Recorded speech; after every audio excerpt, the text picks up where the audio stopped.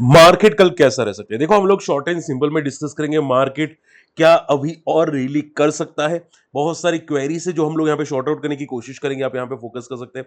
काफी लोगों ने यहाँ पे कमेंट्स पूछा है, ठीक है। एंड देखो कल यस्टरडे मैंने कुछ इंपॉर्टेंट वीडियोस भी रखे थे, तो अगर आपने वो नहीं देखे जाके देखेगा, कल लाइव आया था, उसमें भी मैंने कुछ हेजिंग के बारे में बताया था, कुछ इंपॉर्टेंट न्यूज के बारे में बताया था, आप लोगों की मैंने क्वेरीज ली थी और अलग से एक हेज का वीडियो वापस बनाया था। थोड़ा सा और बेसिक्स में जाके मैंने कोशिश की आपको समझाने की, ठीक है। तो अब जाके ये वीडियो भी जरूर चेकआउट कर सकते हैं। चलिए मुद्दे पे आते हैं। देखो शॉर्ट एंड सिंपल में मार्केट का ट्रेंड काफी हद तक पॉजिटिव हो चुका है। मंडे को एक्सपेक्टेशंस तो है कि भाई ये गैप अप ओपन हो सकते हैं, ठीक है। अब देखो मार्केट में अभी जो रेजिस्टेंस है बहुत नजदीक में है, आप यहां पे देखो 2500 के आसपास है। तो मार्केट अगर गैप अप ओपन होता है, ठीक है, तो वन शॉट में इसको 2500 का लेवल ब्रेक करना पड़ेगा। अगर वन शॉट में कर लेता है तो अच्छी बात होगी, अगर वन शॉट में नहीं करता है तो फिर एक प्रॉब्लम क्रिएट हो सकती है, तो फिर यहाँ पे साइडवेज हो जाएगा या फिर थोड़ी प्रॉफिट बुकिंग आपको आती हुई दिखाई दे सकती है, ठीक है। तो बात ये ध्यान में रखिएगा कि 2500 का लेवल इंपॉर्टेंट, इसको वन शॉट में एनी हाउ ब्रेक करना जरूरी है, ठीक है। अगर गैप डाउन ओपन हुआ, ठीक है, तो वेट एंड वॉच करेंगे, ठीक है, क्योंकि मार्केट वापस रेंज बाउंड हो जाएगा। और अगर स्टेबल ओपन हुआ तो भी यहाँ पे कंफ्यूज क्रिएट करेगा मार्केट, ठीक है। तो मार्केट को कंपलसरी गैप अप और मॉर्निंग में 9:15 से 9:20 के बीच में 2500 का लेवल तोड़ना ही होगा किसी भी हालत में। अगर वो तोड़ देता है, ठीक है, तो मार्केट पॉजिटिव ट्रेंड में रहने की कोशिश कर सकता है। अगर नहीं तोड़ता तो प्रॉब्लम क्रिएट कर सकता है, ठीक है। तो अगर निफ्टी में ट्रेड करना है, पहले लेवल्स को रडार पे रखिएगा, उसके बाद कोई डिसीजन लीजिएगा, ठीक है। एफआई की खरीदारी थी, हम लोगों ने अभी दिखा था कि एफआई लगातार खरीदारी करते हुए दिखाई देते हैं, ठीक है। एंड मार्केट में देखते हैं यहाँ पे कल एफआई कंटिन्यू रहते कि नहीं। इसके अलावा अब देखो मैंने यस्टरडे लाइव आया था, तो सुजलॉन के बारे में मैंने अपडेट की थी। अब देखो सुजलॉन मंडे को ब्लॉक डील के जरिए स्टेक सेल करने वाला है। कितना स्टेक है? तो कि अराउंड 20 करोड़ शेयर जो अप्रोक्सीमेटली हो जाते हैं यहाँ पे 2 से 3% का स्टेक, अगर मैं गलत नहीं हूं तो, ठीक है। और करीब करीब उनको यहाँ पे बेनिफिट मिलेगा 1200 से 1300 करोड़ का, ठीक है। अब ये जो स्टेक सेल होने वाला है, कोई बड़ा प्लेयर एंट्री करने वाला है, कौन करने वाला है वो नहीं पता, ठीक है। लेकिन कंपनी जो स्टेक सेल करने वाली है, माना ये जा रहा है कि कंपनी अपना डेट को मैनेज करने वाली है, ठीक है, इसकी वजह से ये स्टिक सेल करने वाली है। देखो ये मैं सीरियस बोलता हूं कि डेट इतना है नहीं कि भाई मैनेज करने के लिए स्टिक सेल करना पड़े, ठीक है। सिंपल बात है, आप देखोगे ऑलरेडी इनका स्टिक बहुत कम है। अब इससे और कम करने की कोशिश करें स्टिक सेल करके, थोड़ा नेगेटिव है।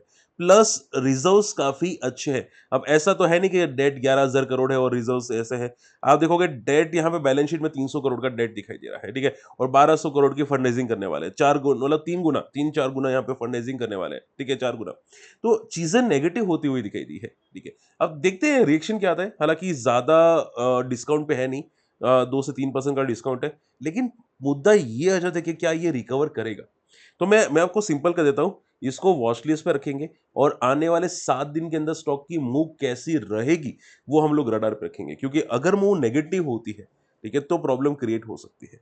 देखो हमेशा याद रखो कि कंपनी खराब नहीं होती, कभी कभी जो चीजें होती है कंपनी के साथ वो खराब हो जाती है, ठीक है। तो कंपनी खराब नहीं है कोई भी एंगल पे, लेकिन जो हो रहा है वो कौन से एंगल से पॉजिटिव है, बड़ा प्लेयर इसको कौन से एंगल से लेते हैं वो देखना पड़ेगा, ठीक है। तो बस ध्यान में रखिएगा कि क्या होने वाला है आगे, वो हम लोग देखेंगे अभी। बजाज फाइनेंस मैंने बता दिया आप लोगों को, रिकॉर्ड डेट इसकी 16 तारीख को है, ठीक है।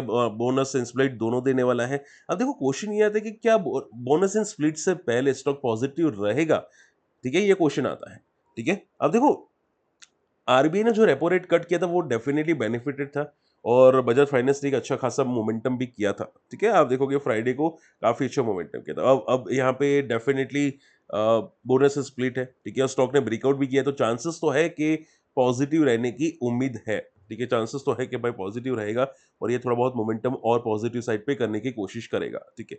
लेकिन बोनस एंड स्प्लिट के बाद क्या होगा वो नहीं पता, ठीक है, क्योंकि ऑलरेडी ये काफी भाग चुका है, ठीक है।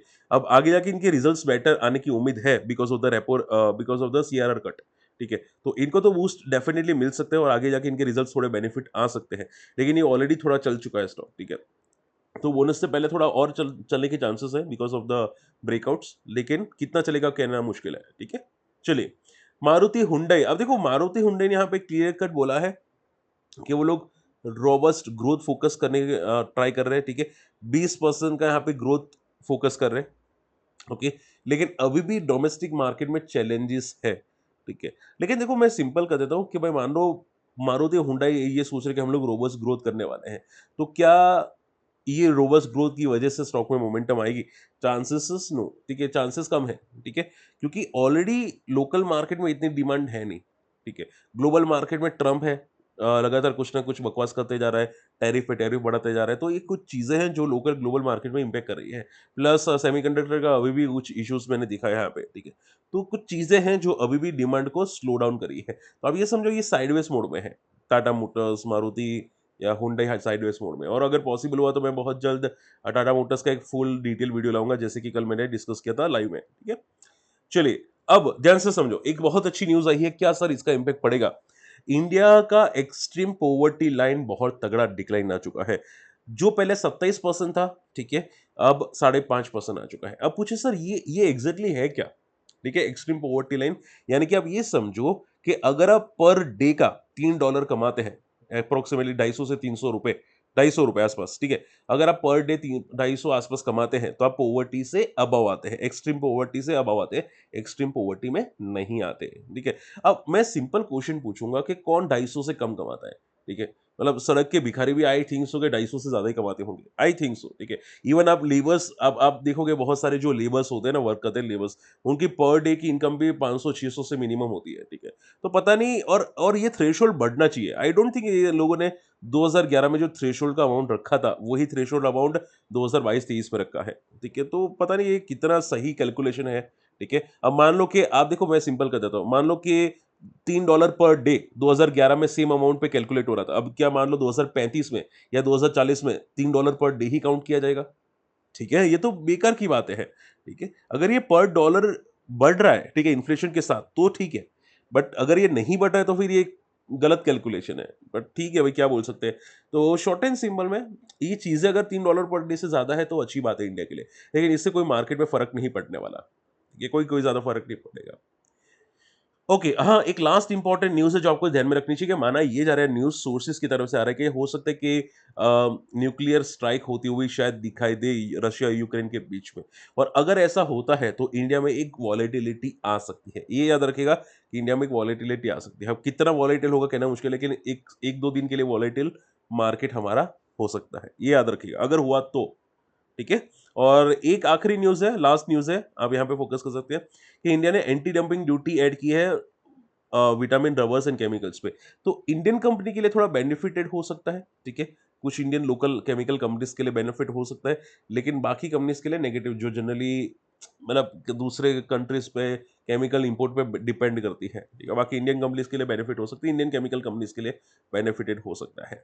चलिए फटाफट आप लोगों की मैं क्वेरीज लेना चाहूंगा। सबसे पहली जो क्वेरी आ रही है, वो क्वेरी आ जाती है सीडीएसएल में। देखो नगर कुमार जी, मैं सिंपल कर देता हूँ, सीडीएसएल का मोमेंटम अभी देखा था हम लोगों ने।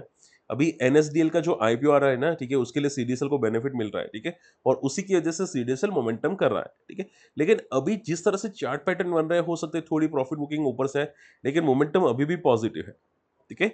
ये समथिंग लाइक ऐसे कुछ मोमेंटम की एक्सपेक्टेशंस है। अब देखो ये ऑलरेडी मूव कर चुका है, थोड़ा मे बी फॉल हो, फिर उसके बाद जाके वापस ऊपर जाए, तो मोमेंटम काफी पॉजिटिव है, ठीक है। लेकिन ध्यान में ये रखिएगा कि कंपनी क्वालिटी वाली तो है डेफिनेटली, ठीक है, क्वालिटी वाली है, और अभी मार्केट में मोमेंटम आ रही है, इसकी वजह से ये भी मोमेंटम करा है, ठीक है। फ्यूचर ग्रोथ मार्केट के साथ साथ पॉजिटिव रहेगा। अगर मान लो निफ्टी 24,000 जाएगा तो ये कंपनी में भी दमखम है इतना, एनएसडीएल सीडीएसएल, ठीक है। तो फ्यूचर ग्रोथ तो पॉजिटिव है, लेकिन अभी के लिए थोड़ा वॉलेटाइल हो सकता है, ये याद रखिएगा मार्केट कंडीशंस पे, क्योंकि ये थोड़ा वर्टिकल मोमेंटम गया है।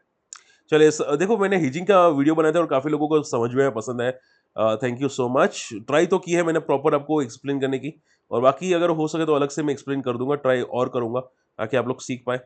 कैप्री ग्लोबल की सर एनालिसिस कीजिए रिजल्ट के बाद। मैं आई थिंक यस्टरडे लाइव में ऑलरेडी डिस्कस कर चुका हूँ सर जी, कैप्री ग्लोबल, ठीक है। स्टिल अगर आपको लगता है तो मैं वापस बता देता हूँ कि रिजल्ट्स अच्छे थे, लेकिन हाई बीटा स्टॉक है Capri global, high beta stock है, ठीक है। तो वॉलेटिलिटी आपको तगड़ी दिखने वाली है, ठीक है। ऐसा मत समझो कि भाई वॉलेटाइल नहीं होगा, ये बहुत वॉलेटाइल स्टॉक है, ठीक है, पहले भी मैं ऑलरेडी डिस्कस कर चुका हूँ, ठीक है। तो टाइम लेगा, ये बंदा में दम है लेकिन टाइम लगेगा। और आप देखोगे रिलेटेड टू फाइनेंस का ही है, ये कंपनी फाइनेंस के साथ कनेक्टेड है, ठीक है। तो थोड़ी वॉलेटिलिटी तो डेफिनेटली रहेगी, फाइनेंस कंपनी तो जनरली वॉलेटाइल रहता ही है, ठीक है, बट कोई कोई इश्यूज नहीं है, टाइम लेगा ये ऊपर आने में।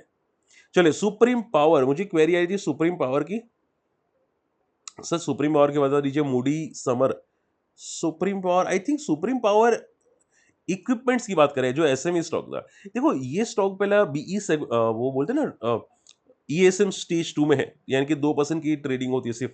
ठीक है, ये जनरली जहां पे वॉल्यूम्स कम होते हैं ना, ऐसा होता है। ठीक है, वॉल्यूम जहां पे बहुत कम होते हैं, आप देखोगे सिर्फ 4,000, यहाँ पे 4 साढ़े 4 हजार लोगों के पास ये कंपनी पड़ी हुई है। मैं आपको सिंपल कर देता हूँ, बंदे में बहुत दम है। ठीक है, रिजल्ट्स बहुत तोड़फोड़ आए हैं। अगर मैं रिजल्ट्स की बात करें जाऊँ, तो मुझे रिजल्ट्स डेफिनेटली बहुत पसंद आए। ठीक है, बहुत तोड़फोड़ नंबर्स है। शॉर्ट टर्म में वॉलेटाइल होगा यार, देखो एसएमई स्टॉक है, वॉलेटाइल तो इसका फादर भी होगा। ठीक है, मेरा खुद एपीएस मरीन और सब कुछ वॉलेटाइल हो रहा है, ये वॉलेटाइल होगा। लेकिन जिस तरह से कंपनी ग्रो करी है ना भाई, बहुत तेजी से ग्रो करी है। ठीक है, तो ये कब एग्जैक्टली ऊपर आएगा पता नहीं, लाइफ हाई के आसपास, लेकिन हाँ, रिजल्ट्स बहुत तोड़फोड़ आए, रिजल्ट्स काफी अच्छा है, बैलेंस शीट काफी इंप्रूवमेंट होती हुई दिखाई दी है, तो चांसेस तो है कि पॉजिटिविटी होनी चाहिए कंपनी में। आप देखोगे प्रमोटर ने भी स्टेक इंक्रीज किया है, तो बंदे में दम तो है, लेकिन एसएमई स्टॉक है, तो भाई वॉलेटाइल तो रहेगा। ठीक है, हार्ट बीट ऊपर नीचे करवाएगा, ये पक्की बात है। ठीक है, चलिए और कोई क्वेरी। मेग मनी ऑर्गेनिक, एक आखिरी क्वेरी है, मेग मनी organic. Thank you so much sir, ageing का वीडियो का वेट कर रहा हूँ सर। मैं मूडी शर्मा बता दिया मैंने आपको।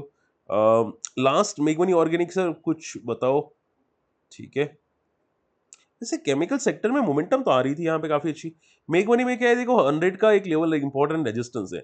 और मेग मनी का क्या प्रॉब्लम पता है, कि इनके रिजल्ट्स कभी कभी वॉलेटाइल आ जाते हैं। अब देखो अभी बीच में कितने लॉसेस किए थे, अब मार्च क्वार्टर काफी इंप्रूवमेंट आता हुआ दिखाई दिया है। ठीक है, तो आगे जाके ये और अगर रिजल्ट्स में इंप्रूवमेंट आते हैं, तो ये वापस रिकवरी मोड में चला जाएगा। ठीक है, तो क्या है कि बस इसके रिजल्ट्स थोड़े वॉलेटाइल आ रहे हैं, दम बंदे में खराब नहीं है, रिजल्ट्स वॉलेटाइल आ रहे हैं। लेकिन प्रमोटर ने स्टिक अच्छा खासा इंक्रीज किया है, डीआई ने इंक्रीज किया है।